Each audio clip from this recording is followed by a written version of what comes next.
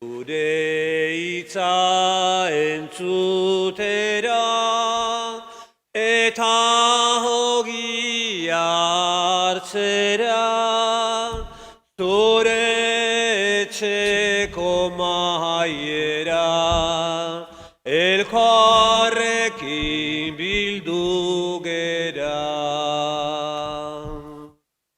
Hauna zure izenean maitasunez elkartzean,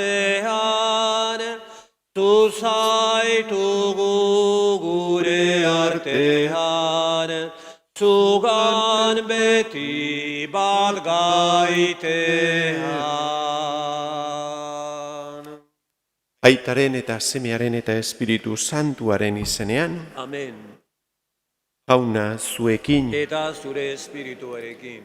zenideok, gaur San Sebastián martiriaren festa ospatzen dugu. Celebramos hoy la fiesta del mártir San Sebastián. Fiesta grande en la ciudad de San Sebastián, en Donosti y también en Azpeitia. Felicitamos especialmente hoy a todos los donostiarras y azpeitiarras. Y celebramos y nos encomendamos a este gran santo y mártir que dio testimonio de su fe ante la prueba. Y le pedimos también que a nosotros nos fortalezca en nuestra fe.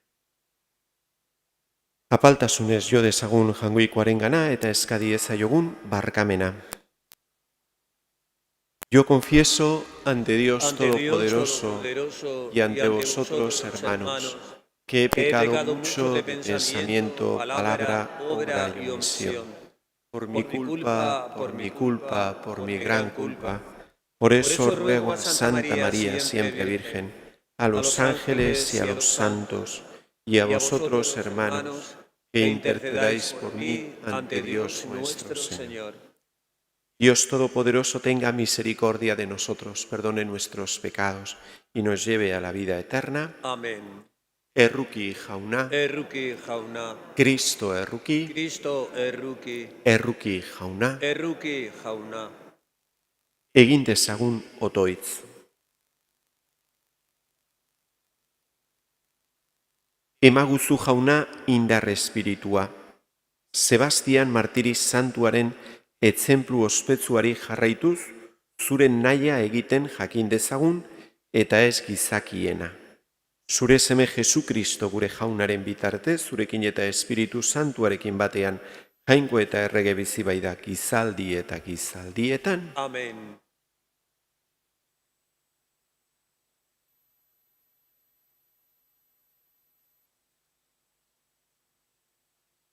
Samuel lehenengo liburutik.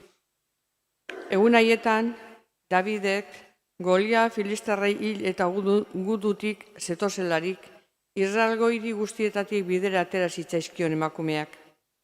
Saul erregeari boskarioz, kantari eta dantzari, danbolinak eta txilina jos, emakumeak dantza eginez, hau kantatze zuten elkarri erantzunez. Saulek 1000 hil, Davidek 10.000. Saulek ez zuen koplaura gogoz entzun, biziki zerratu zen, eta hau esan zioen. 10.000 Davidi eta 1000 niri, erregetza besterik ez du falta. Egun hartatik aurrera, begitan hartu zuen Saulek David.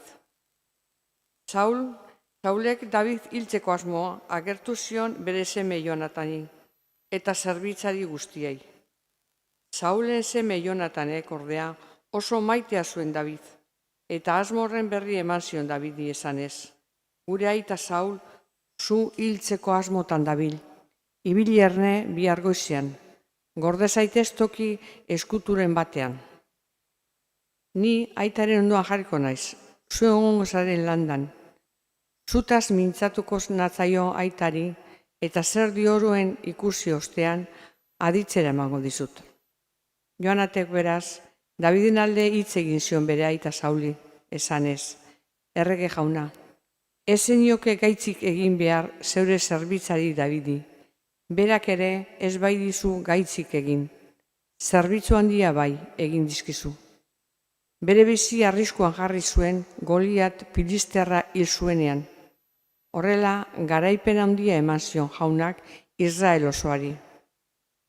Zeuk ikusi zenuen eta postu egin zinen.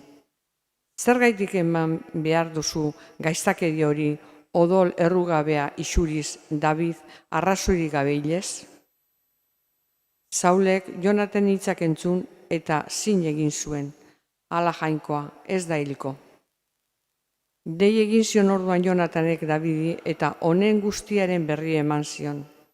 Gero, Saulengana eraman zuen David, eta haren zerbitzura gelditu zen lehen bezala. Jaunak esana. Eskerrak zuri, jauna. Hangoikoagan dut konfiantza, ez naiz ezeren beldur. Hangoikoagan dut konfiantza, ez naiz ezeren beldur. Errukinitaz Jainko, segikari zaizkit. Egun osoa eraso egin eta zapaltzen daute. Egun osoan segika ditut ezaiak. Ugari bai dira erasotzen didatenak. Jainkoagan dut konfiantza, ez naiz ezeren beldur. Gogoan dituzu nire ibilerak, jaso nire malkoak zeure pergaminoan. Ez aldago dena zure liburuan idatzia. Nik zuri deitu eta ezaiek atzera egitean, orduan jakingo dut neure alde dudala Jainkoa. Hangoikoan ganduz konfiantza, ez naiz ezeren beldur. Aleluia. Aleluia. Aleluia. Kristo Jesus, gure salbatzaileak, heriotza ezerestu du, eta bizi argitu berri onaren bidez. Aleluia. Aleluia. Aleluia.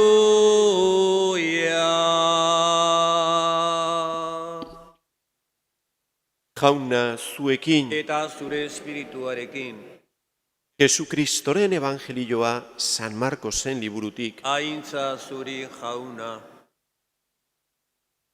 En aquel tiempo Jesús se retiró con sus discípulos a la orilla del mar y lo siguió una gran muchedumbre de Galilea. Al enterarse de las cosas que hacía, acudía mucha gente de Judea, Jerusalén, Idumea, Transjordania y cercanías de Tiro y Sidón. Encargó a sus discípulos que le tuviesen preparado una barca, no la fuera a estrujar el gentío. Como había curado a muchos, todos los que sufrían de algo se le echaban encima para tocarlo. Los espíritus inmundos, cuando lo veían, se postraban ante él y gritaban: «Tú eres el Hijo de Dios». Pero él les prohibía severamente que lo diesen a conocer. Palabra del Señor. Gloria a ti, Señor Jesús.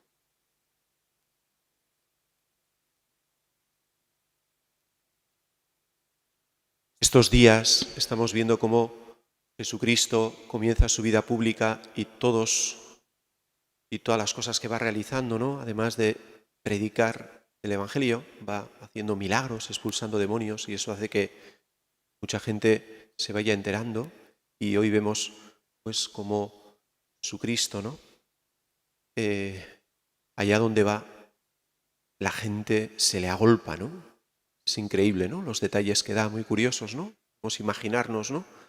Pues cuánta gente, ¿no?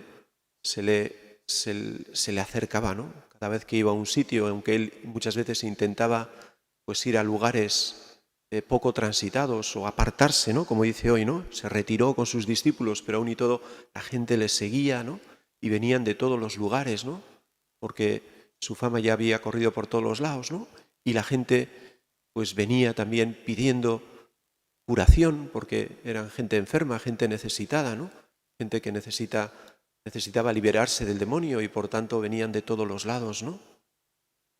Y en esa situación, pues, ¿qué es lo que hace Jesucristo, ¿no? Pues tener compasión y misericordia y curar, ¿no? A todas aquellas personas que se le agolpaban y que venían con fe y los curaba, echaba a los demonios, ¿no?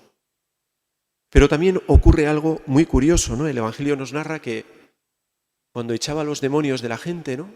Los demonios le gritaban, ¿no? A Jesucristo: tú eres el Hijo de Dios, ¿no? Tú eres el Hijo de Dios, ¿no? Y dice el Evangelio que Jesucristo les prohibía severamente que le diesen a conocer, ¿no? ¿Y por qué hace esto Jesucristo, no?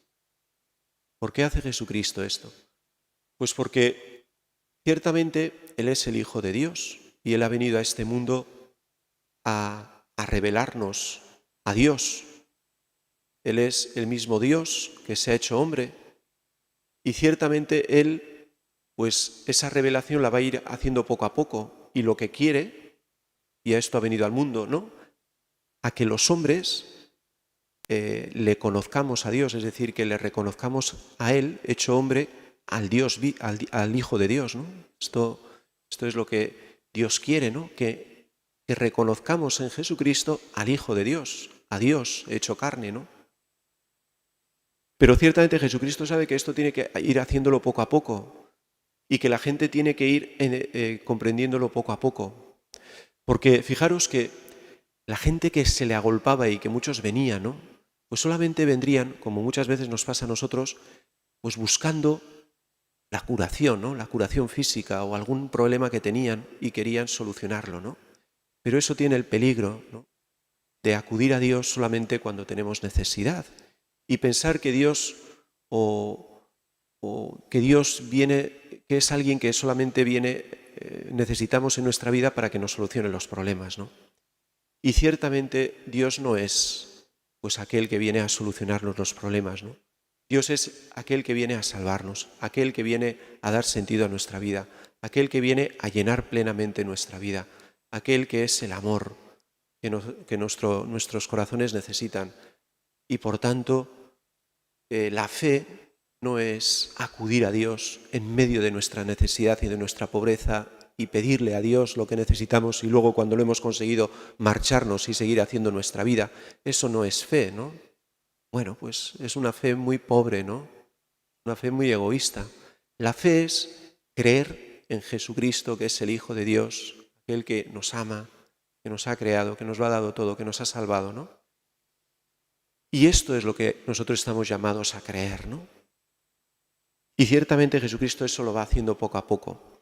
Los demonios lo conocen, es curioso, como los demonios saben quién es Jesucristo y lo confiesan, ciertamente lo confiesan en el sentido negativo, ¿no?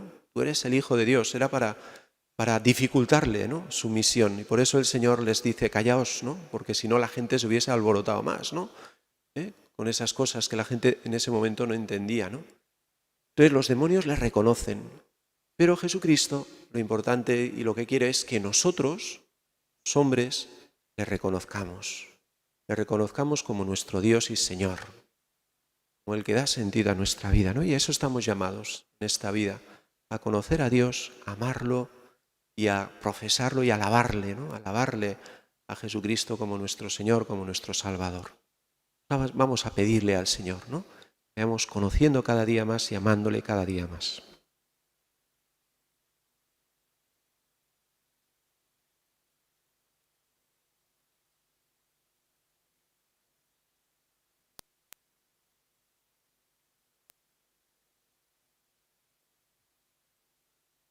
Kristorengan zuen sinismena aitortzeko bere odola isuri zuen Sebastian martiri santuaren oroipena egitean egin diezaiogun oteiz jainkoari.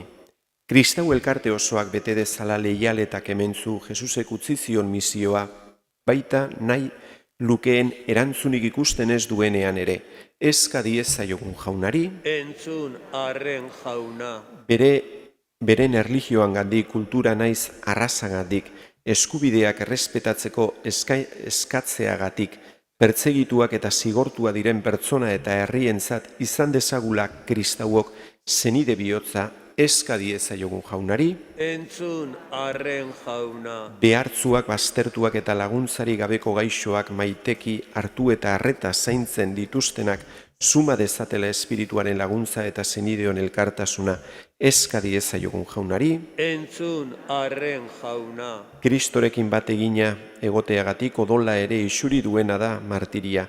gaurko fededunen artean ere izan daitezela sinismenari tinko eusten erakutziko diguten bokaziodunak eska diezaiogun jaunari, entzun arren jauna. espirituaren indarra behar dugu guk ere Aita Jesusen jarraibidean leial ibili eta sinismenean tinko irauteko. Laguni ez zaiguzu guri ere espirituaren graziaz aitorle zeintzo izaten. Jesukristo gure jaunaren bitartez. Amen.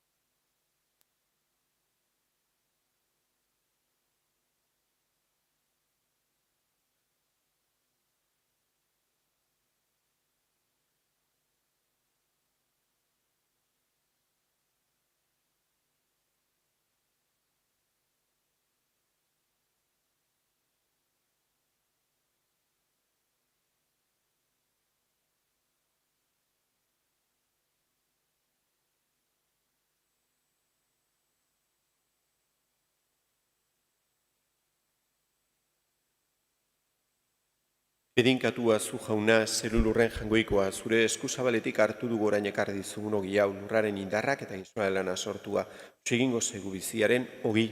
Bedinkatua zu jauna, orain eta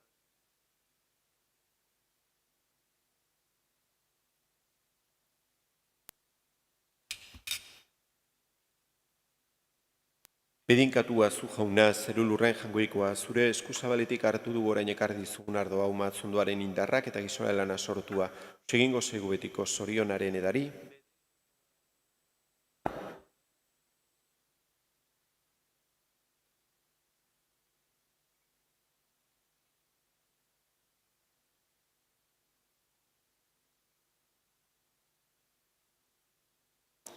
Zenideok, egin dezagun otoitz guztio batean Eliza osoaren oparia jangoikoari eskaintzerakoan, jainkoa goresteko eta gizakia salbatzeko.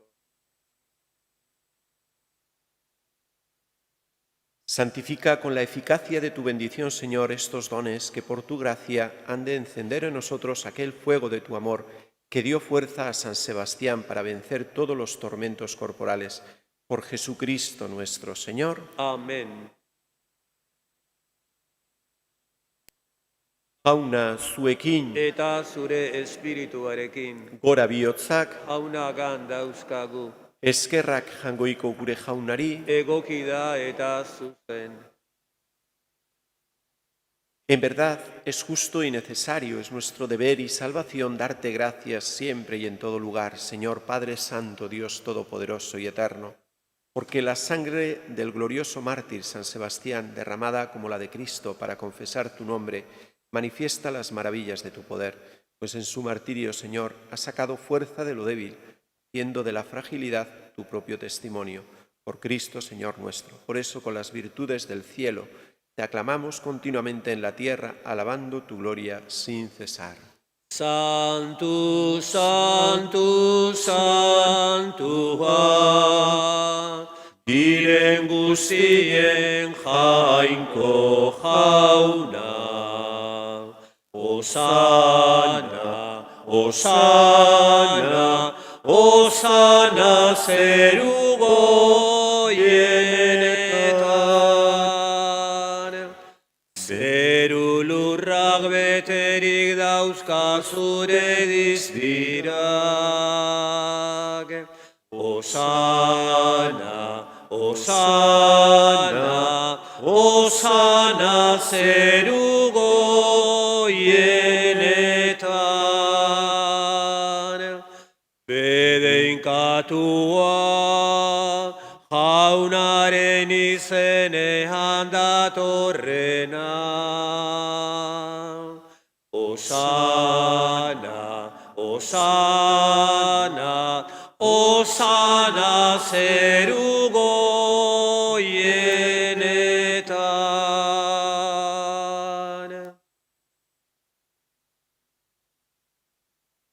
Santo eres en verdad, Señor, fuente de toda santidad.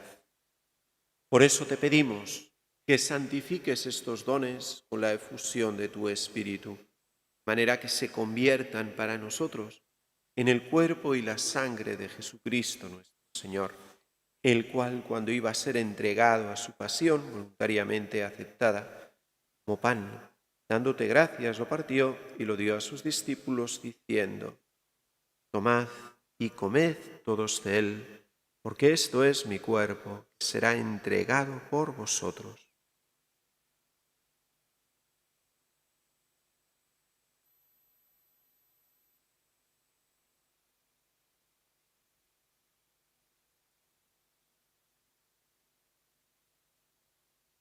Del mismo modo, acabada la cena, tomó el cáliz y dándote gracias de nuevo, lo pasó a sus discípulos, diciendo: Tomad y bebed todos de él, porque este es el cáliz de mi sangre, sangre de la alianza nueva y eterna.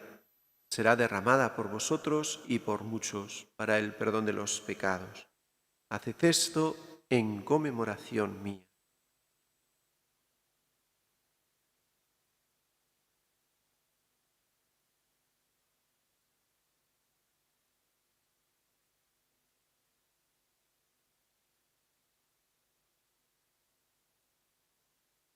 Este es el sacramento de nuestra fe. Anunciamos tu muerte, proclamamos tu resurrección. Ven, Señor Jesús. Si pues, Padre, al celebrar ahora el memorial de la muerte y resurrección de tu Hijo, te ofrecemos el pan de vida y el cáliz de salvación, y te damos gracias porque nos haces dignos de servirte en tu presencia, pedimos humildemente que el Espíritu Santo congregue la unidad a cuantos participamos del cuerpo y la sangre de Cristo. Acuérdate, Señor, de tu Iglesia extendida por toda la tierra, con el Papa Francisco, con nuestro obispo José Ignacio y todos los pastores que cuidan de tu pueblo, llévala a su perfección por la caridad. Acuérdate también de nuestros hermanos que durmieron en la esperanza de la resurrección, gaur gogoan ditugu gure hildako senide hauek: Mariano, Rosario, Mari Carmen eta Sebastián, eta hildako guztiak, y todos los que han muerto en tu misericordia, admítelos a contemplar la luz de tu rostro. Ten misericordia de todos nosotros, y así con María, la Virgen Madre de Dios, su esposo San José, los apóstoles, cuantos vieron en tu amistad a través de los tiempos, merezcamos por tu Hijo Jesucristo compartir la vida eterna y cantar tus alabanzas.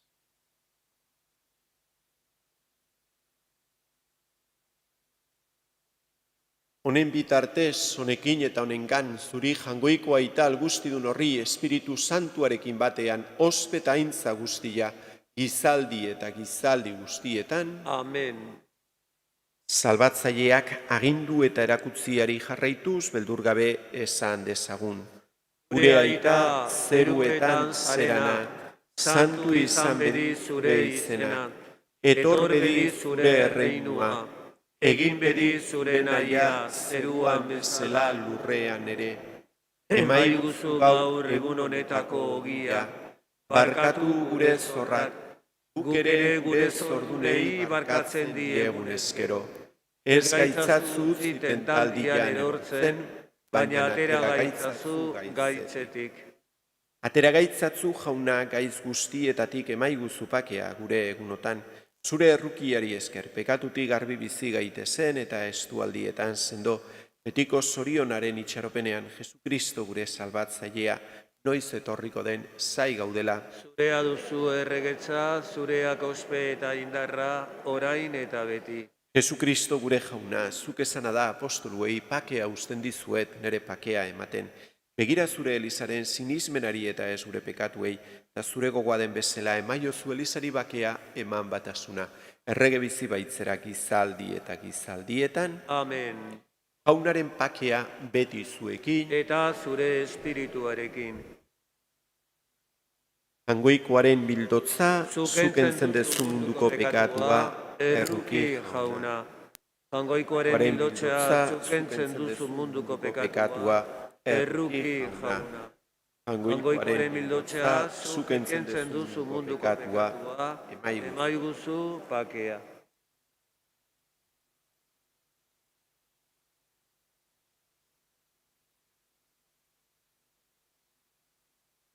Ona hemen Jaungoikoaren bildotza, ona munduko pekatuak entzen duena, zoriontzuak, maiontara deituak. Jauna, ni ez naiz inor zure etxean sartzeko, baina ezazu hitz bat eta sendatuko.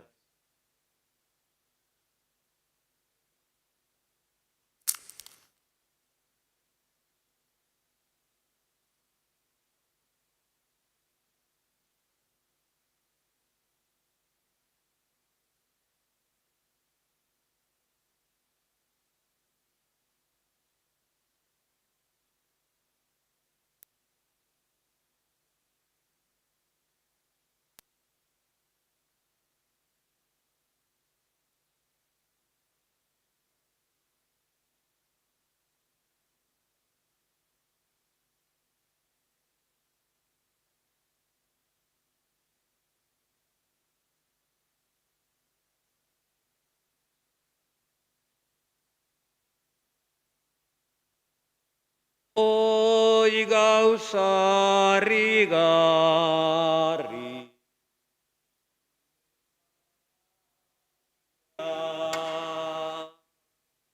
aldarean dago, Jesus ez da halia, hor dago eginik gure janaria. Oidu mesedea, oi gure zoria. Ez dut nere begiz, Jesus jauna ikusten, ez da gorputzeko, zentzunez aditzen, baina sendoki dut ordela sinesten, fedez argiturik, ordut ezagutzen.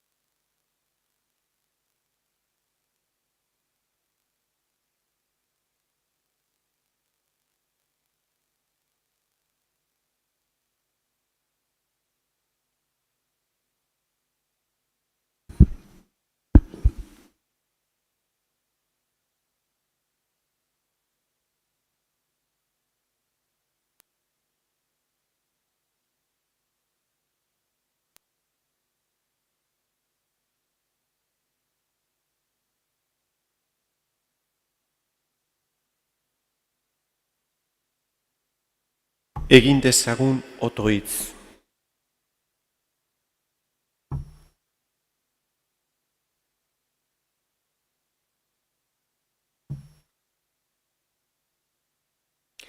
Hartu dugun Eukaristiak indartu gaitzala jauna, Sebastian martiri santua indartu zuen bezala, bai zure zerbitzuan leial agertzeko, bai bere nekaldian sendo irauteko.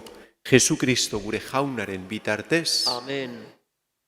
Eta zorionak, ez dakit Sebastian edo Sebastiana honorbait, eta bestela Azpeitiar eta Donostiarrei zorionak egun honetan. Jaso dezagun orain bedeinkapena. Jauna zuekin, eta zure espirituarekin. bedeinka zaitzatela jangoiko ahal guztidunak, aitak eta semeak eta espiritu santuak, Amen. zoazte jaunaren pakean, Eskerrak jainkoari. Zeruko ama izar argia, zugana gatoz pospozik. Zeruko ama izar argia, zugana gatoz pospozik. Gure bihotzak hartu itzazu, gorde gaitzazu zerutik. Gure bihotzak hartu itzazu, gorde gaitzazu zerutik.